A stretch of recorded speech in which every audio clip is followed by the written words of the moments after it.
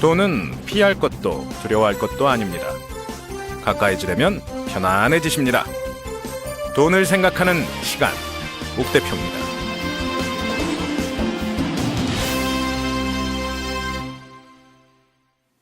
네, 반갑습니다. 돈을 생각하는 시간, 옥대표입니다. 오늘은 부동산 매매에 대한 이야기를 한번 해볼까 합니다. 많이 발전했어요. 이제 예금, 적금부터 시작해서 어느 틈엔가 부동산까지 오기는 왔습니다. 단위도 커졌죠. 200만 원 버는 사람이 20만 원 저금하는 얘기를 하다가 갑자기 억 단위의 부동산 사는 걸 지금 이야기하려고 합니다. 이건 너무 앞서가는 것 아니냐 하시는 분들이 있을 수도 있겠는데, 이 또한 돈을 생각하는 또 다른 방법이기에 부동산에 대해서 약간 짚고 넘어가 볼까 합니다. 이런 방송이 나가게 되면 꼭 이런 걸 물어오시는 분들이 계세요. 김포, 마곡 이런 데 어떨까요? 이렇게 물어오시는 분들이 있습니다. 지역을 콕 찍어서 물어오시는 분들은 이미 조사하신 분들이에요. 그리고 마음이 어느 한켠에 있습니다. 그리고 저한테 그걸 물어오는 건 그에 대한 확답을 찾으려는 거죠. 그럼 제가 거기서 맞장구를 쳐드리는 게 맞을까요? 맞장구를 치지 말아야 될까요? 이건 또 다른 얘기가 됩니다. 오늘은 거기까지 갈 건 아니고요. 기본적으로 매매라는 걸 생각할 때 가져야 되는 마음가짐이랄까요? 아니면 준비랄까요?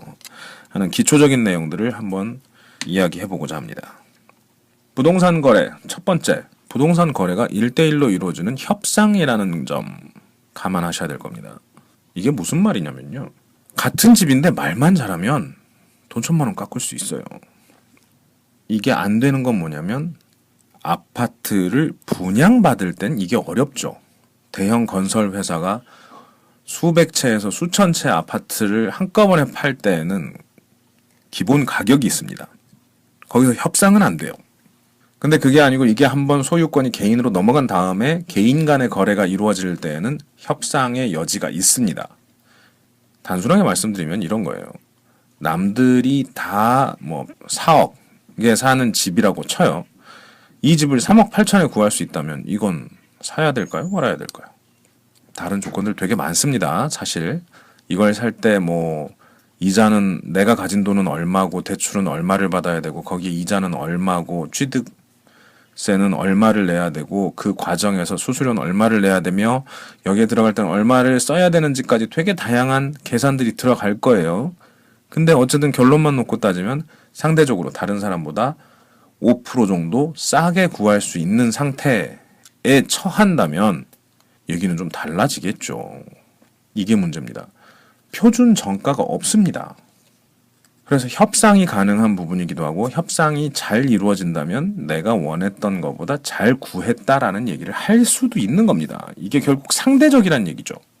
부동산 비관론자든 부동산 낙관론자든 이 5% 정도 싸게 샀다라는 건 엄청난 메리트로 작용을 하기 때문에 함부로 이러면 좋다 나쁘다라는 얘기가 어렵습니다. 자, 다시 한번 볼게요. 이거 부동산이 아니라 물건을 바꿔보세요. 주식일 수도 있고요. 집이 아닌 차나 다른 물건일 수도 있습니다. 자동차요. 사는 순간 가격이 내려갑니다. 맞잖아요. 중고차가 새 차보다 돈이 비싸질 수는 없겠죠. 3년이 지나면 평균적으로 3년이 지나면 반값입니다. 근데 사람들은 삽니다. 제가 요즘 나오는 모 자동차 회사 광고가 조금 마음에 안 들어서 직접 말씀은 안 드리겠습니다만 회사에 입사한 신입사원 정도 되면 이쯤 1500cc 정도는 타줘야 돼 이런 광고가 나옵니다. 개인적으로 싫어합니다. 거기에 결혼한 사람이고 아이가 있다. 그럼 준중형 모자라죠. 이제 중형으로 넘어갑니다. 2000cc 차에 대한 욕구가 생깁니다. 나이가 40이 넘었다. 그러면 다들 예전에 그런 광고 있었어요. 차가 당신의 품격을 얘기합니다 하면서 좋은 차가 나타나죠. 가격 따져볼까요? 2천만 원 정도의 준중형, 3천만 원 정도의 중형, 4천만 원 이상의 대형 차들로 넘어가게 됩니다. 2천만 원짜리 차라 하더라도 3년 만에 반값이 된다 그러면 우리는 3년 동안 1,000만 원을 쓴 셈입니다. 다른 유지비나 보험료나 이런 건 다 놔두고요. 딱 그거 내려간 것만 따졌을 때 1,000만 원이 내려갑니다. 1년에 300만 원씩 까진 거예요. 차는 그러면서 왜 아파트는 그렇게 내려가는 걸 못 보는 거죠? 부동산도 결국은 내려간다, 언젠간 줄어든다라는 생각을 할 수 있습니다. 이제 더 이상 오른다라는 얘기들을 하는 사람은 없으니까요. 그럼 아까 처음으로 넘어갔을 때 내가 깔고 앉은 물건에 대한 이야기로 나옵니다. 아니 1억짜리 전세가 1억 5천짜리 주거하고 비슷하다라고 봤을 때 1억짜리는 1년에 300만 원쯤 쓰는 거고 1억 5천짜리 집을 산다라는 건 450만 원쯤 쓰는 셈이 되는 건데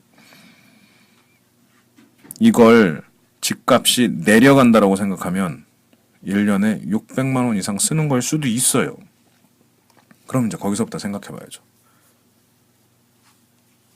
나 정도 되는 사람이 어디 감히 나쯤 되는 사람이 1년에 600 정도를 내 엉덩이 밑에다 깔고 앉는 거 충분히 나는 용납할 수 있다. 그럼 그 집 사야죠. 이게 핵심입니다. 오를 것 같아요, 내릴 것 같아요. 그걸 떠나서 기본적으로 나는 요 정도 되는 집에 살고 싶다라는 욕구를 충족시킬 수 있는 수준의 집이라면 살 수 있다라는 거죠. 집을 사는 것이든 집을 빌려서 쓰는 것이든 산다라는 것에도 분명히 돈은 필요합니다. 그리고 그 돈의 규모는 내가 감당할 수 있는 수준이어야겠죠. 그러면서 내가 필요로 하는, 내가 만족할 만한 집을 거주하는 데 드는 비용을 계산만 할 수 있다면 그 이후에 어떤 결정을 내리든 크게 무리는 없을 거라는 생각입니다. 우리나라가 일본처럼 폭락이 될 거다 말 거다 이런 얘기들이 되게 많아요. 지금 이거 집을 샀다가 집값이 얼마가 떨어지면 우리 다 죽는다 이런 얘기들 나옵니다. 나 하나만 말씀드릴게요. 우리나라에서 전쟁이 나면 군인만 죽나요? 다 죽죠. 우리나라 부동산 일본처럼 대폭락이 왔다. 그래서 100% 100만 원짜리 집이 10만 원까지 떨어지는 그런 케이스는 벌어지지 않습니다. 일본에서도 5, 60% 정도가 한계였습니다. 전 세계에서 집값이 10분의 1로 줄어든 케이스는 딱 하나 있어요. 그 얼마 전에 꼬청촌에 나왔던 아이슬란드. 이 나라를 제외하고 전 세계에서 집값이 그렇게 확 폭락한 케이스는 드뭅니다. 그리고 그렇게 폭락을 했다 치면요, 우리만 못 사는 나만 하우스 푸어가 됐다의 문제가 아니라 우리나라 경제가 이미 풍비박산이 난 상태입니다. 거기까지는 감안하지 않고요. 어쨌든 폭락까지는 아니어도 더 이상은 오르지 않고 떨어질 것이다. 아니면 조금 오를 것이다. 이런 관계들이 싸우고 있는데 저는 어쨌든 제일 중요한 게 계산이라는 거죠. 계산. 떨어져도 좋다니까요. 떨어진다라고 가정을 하면 내가 엉덩이에 깔고 앉아야 되는 돈의 규모가 커지는 거겠죠. 그게 내가 감당할 수 있는 규모가 얼마까지냐라는 겁니다. 자, 월급은 적어요. 딸린 식구는 많아요. 애가 둘이고 이미 결혼은 했어요. 20평대 후반대 아파트에 살고 있는데 사실 이 아파트도 부모님이 물려주신 결혼할 때 사주신 아파트라 칩시다. 그럼 이런 사람들이 부동산 값이 반토막이 났다고 해서 이 사람들이 죽을 것 같이 힘들까요? 그건 아닐 거예요. 그냥 버는 걸로 먹고 사는데 지장은 없을 거고 예전에 팔았으면 얼마를 벌었을 텐데 지금은 팔지는 못하고 이 가격에 그냥 살겠네인 건데요. 이 또한 아이고 내 집이 4억짜리였는데 2억짜리로 줄어버렸어 라는 상대적 박탈감을 느꼈을 뿐인 거지 객관적으로 따지면 그렇게 큰 문제는 되지 않습니다. 비슷한 규모의 다른 집으로 이사를 가더라도 비슷한 가격에 또 옮겨갈 수 있는 상황이 되기 때문이죠. 다만 내가 엉덩이에 깔고 앉은 돈이 4억 정도 있는 건데 이걸 내가 감당할 수 있느냐의 문제였던 거죠. 이분은 감당할 수 있는 수준이죠. 왜? 물려받은 거니까. 내 돈 가지고 한 게 아니니까. 근데 스스로 벌었다 칩시다. 열심히 노력해서 집을 샀는데 살 수 있는 것도 다양하게 있겠죠. 제가 근무하는 출판단지 이 뒤쪽으로 가면 33평 아파트 기준으로 뭐 2억 4, 5천 정도에 살 수 있는 아파트 많습니다. 여기서 조금 더 올라가면요 1억대에도 살 수 있습니다. 근데 여기서 조금만 내려가면 일산 3억대죠. 마포구 요 밑으로 내면 바로 4억대, 5억대 넘어가기 시작합니다. 자, 그걸 샀어요. 샀다는 이야기는 그냥 4억짜리 예를 들어봅시다. 3% 1년이면 1200만 원, 월 100만 원짜리입니다.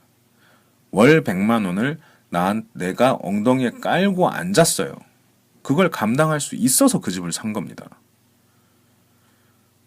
그리고 그 대가로 그 주변 편의시설과 그 학군과 그 주변 이웃들과 직장과의 거리와 내 생활을 얻은 겁니다. 월 100만 원을 주고 그걸 산 거예요.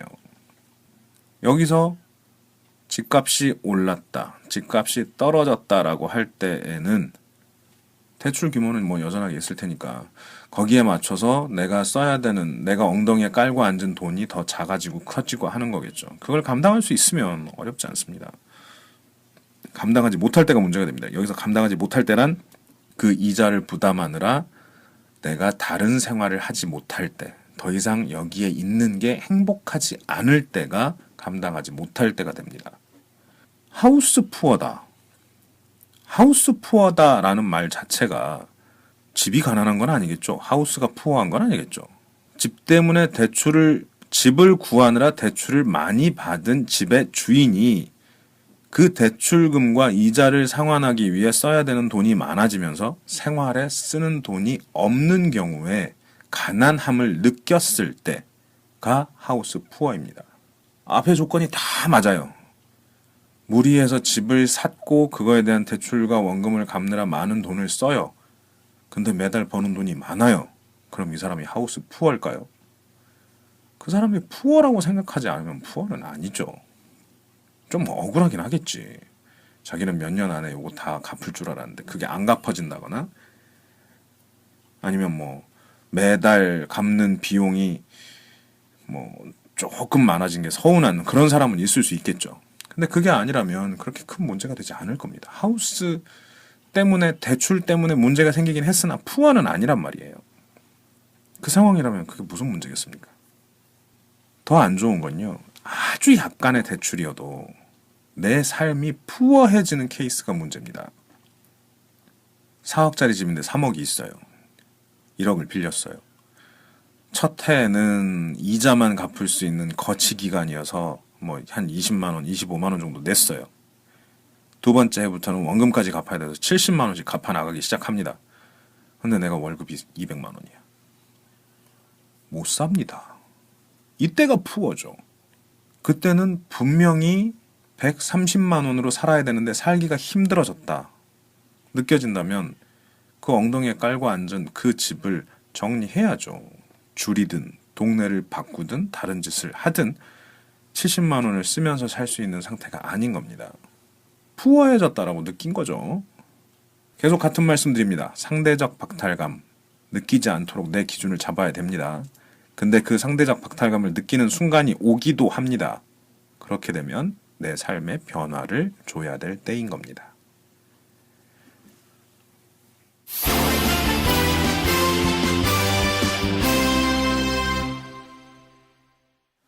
부동산 없는 사람은 월세든 전세든 빌려서 씁니다. 이런 사람들은 일단 협상력에서 밀립니다. 올려달라 그러면 올려줘야 되는 상황이거든요. 딜이 안 돼요, 딜이. 유럽의 어느 나라는 부동산 정책에 이런 게 있습니다. 세입자가 한번 들어오면 쫓아내질 못합니다. 이게 가장 큰 힘이에요. 그리고 올릴 수 있는 한도가 2년마다 몇 %라고 정해져 있습니다. 그 이상 올리지도 못하게 돼 있어요. 주거라는 문제에 대해서 정부가 세입자에게 힘을 실어준 케이스죠. 우리나라 지금 수년째 그런 얘기들이 오고 가고 있습니다. 인상률을 제한하겠다. 근데 이럴 때 집주인들은 아주 쉽게 이 규제를 피해갑니다. 계약을 안 해버려요. 나가라고 하고 다음 세입자와 더 높은 가격으로 계약을 하면 이건 같은 세입자에게 월세를 뭐 어느 이상 받지 말아라라는 규제에서 벗어나 버린 거예요. 그냥 다른 세입자랑 다른 계약을 한 거죠. 자, 세입자가 힘이 없는 상태가 된 거죠. 그러면 소유자는 힘이 있을까 따져보면 매우 강합니다. 왜 그러냐면요. 세입자는 집주인하고 심하게 싸우려고 하지 않습니다. 그 문제에 목숨 걸지 않습니다. 집주인한테 잘못 보여서 돌아오는 건 뭐 얼마를 올려준다 해도 집주인이 싫다 그러고 당신이랑은 안 살겠다고 나가라 그러면 우리는 그냥 이사비 내고 복비 내고 다른 데로 이사를 가야 됩니다. 근데 거꾸로 집값이 떨어지는 상황이 됐다. 우리가 뭘 하겠어요? 그냥 보겠죠. 근데 집주인이라면 그날부터 데모입니다. 난리 납니다. 뭐 구청장, 시청 뭐 엄청 쫓아다닐 거 뻔하고요. 정치인들이 잘못했다 그럴 거고 투표에서 심판하겠다 그럴 겁니다. 왜? 나와의 직접적인 이해관계가 얽혀 있으니까요.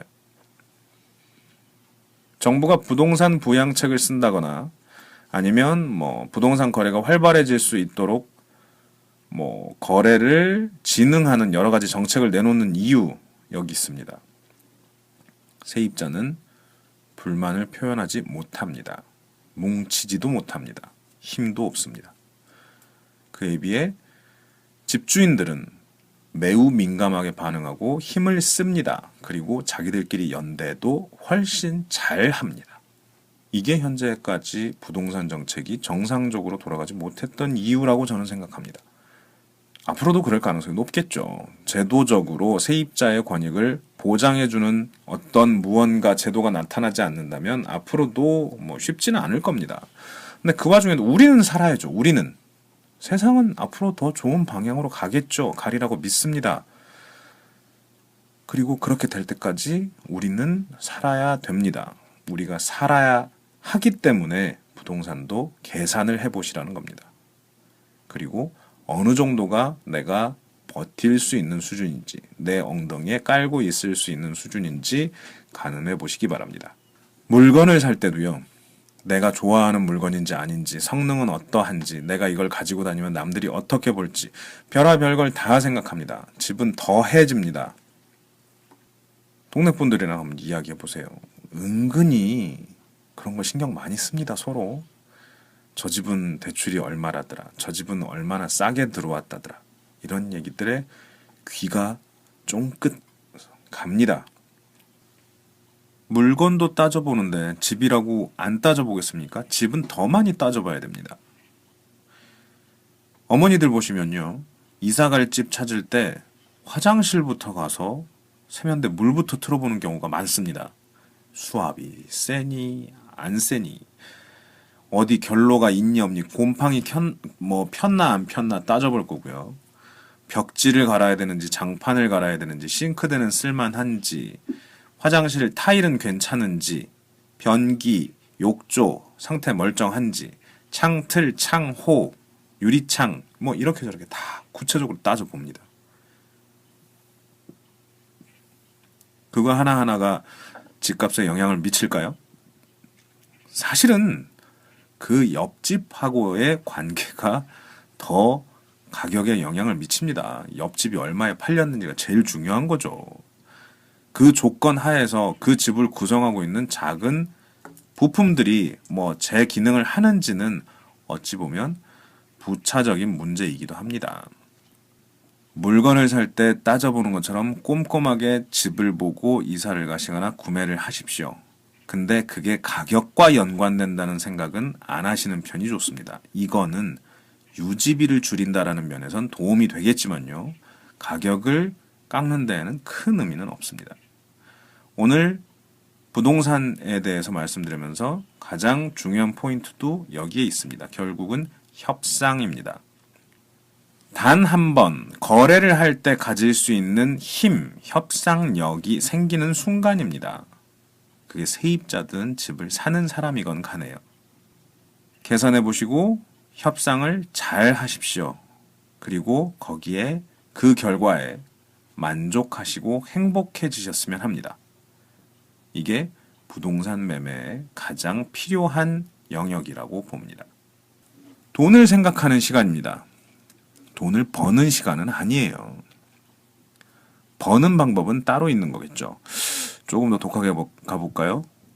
집값이 오를 만한 곳을 찾거나 아니면 만약에 떨어지는 상황이 되더라도 덜 떨어지는 지역에 대한 이야기, 내지는 거래 비용을 줄일 수 있는 방법, 꼼수, 협상을 잘 해서 가격을 내가 원하는 가격을 만들어내는 법, 이런 것들이 이제 돈을 버는 방법이겠죠. 그 이야기는요, 더 나중에 생각해도 늦지 않을 것 같습니다.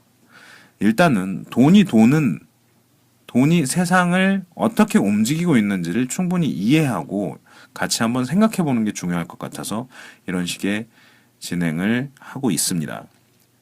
감안해 주시고요. 안 한다는 얘기 아닙니다. 이 방송 끝나기 전에 언젠가 합니다. 그러니까 에피소드 놓치지 말고 들어주시기 바랍니다. 자, 세입자들은 힘이 없습니다. 그래서 억울한 일을 많이 당합니다. 힘을 가지기 어렵습니다. 집주인은 가장 많은 이해관계가 걸쳐 있는 사람이기에 힘을 써야만 하는 입장이고, 그렇다 보니 이들의 말이 주요 정책에 입안되기 쉽습니다. 하지만 세상은 조금씩 바뀔 겁니다. 그 바뀌는 과정에서 그냥 기다리고만 있을 수는 없을 거고요. 최대한 내가 원하는 주거의 환경이 어떤 것인지 생각해보고 내가 깔고 앉을 수 있는 돈의 규모가 어느 정도인지 고민해 보시는 게 좋을 것 같습니다. 그래서 오늘 방송 말씀을 드린 거고요. 자, 이 다음번 이야기는 부동산에서 조금 더 나가 보겠습니다. 지난번에는 부동산을 돈으로 계산하는 법에 대해서 간단하게 말씀을 드렸고요. 오늘은 부동산을 살 때 어떤 식으로 접근을 해야 되는지에 대한 계산법을 다시 또 말씀을 드린 거고요. 다음번에는 이와 관련된 몇 가지 것들을 다시 또 다뤄볼 텐데요. 어떻게 생각을 하면 좋냐면 물건을 살 때 왜 사느냐에 대한 이야기입니다. 그만한 가치가 있으니까 돈을 주고 사겠죠. 자, 신발을 사든 지갑을 사든 뭘 사든 그만한 가치가 있다라고 생각을 하니까 삽니다. 품질을 보든 브랜드를 보든 마케팅을 보든 아니면 그날의 특판 가격을 깎아줘서가 됐건 사는 이유가 있습니다. 어떻게 보면 약간 미시적이에요. 가장 중요한 건 필요하다라는 거거든요. 지갑이 필요하니까 산 거예요. 그냥 충동적으로 지나가다 지갑을 보고 산 게 아니죠. 지갑이 필요하니까 샀습니다. 근데 그 지갑이 얼마짜리여야 한다, 얼마의 브랜드여야 된다, 아니면 정가는 얼마인데 얼마 이상 깎아줘야 한다라는 건 사람마다 기준이 다를 수 있습니다. 어쨌든 그렇게 사고 나서 잘 샀다라는 말을 할 수 있을 때에는 그 나름대로의 이유가 있어야 합니다. 내가 만족했거나 누군가가 어머 너 정말 잘 샀다라는 이야기를 할 때 만족을 하게 됩니다. 부동산도 마찬가지입니다. 어떤 걸 샀을 때 만족을 느낄 수 있을지, 그러니까 이 부동산 거래에 있어서 내가 더 이득을 취할 수 있는 방법 아니면 뭐 그런 걸 찾아가는 노력 같은 걸 이제 말씀을 좀 드릴까 합니다. 조금 더 직접적일 수 있겠죠. 이거는 살 때뿐만이 아니고요. 세입자도 마찬가지입니다. 어떤 부동산을 고르는 게 나의 만족도를 높여주는 것인지에 대한 이야기를 다음 시간에 해볼까 합니다. 네, 돈을 생각하는 시간, 오늘 순서를 마칠까 합니다. 함께 해주신 여러분 감사드리고요. 다음 시간에 다시 뵙겠습니다. 감사합니다.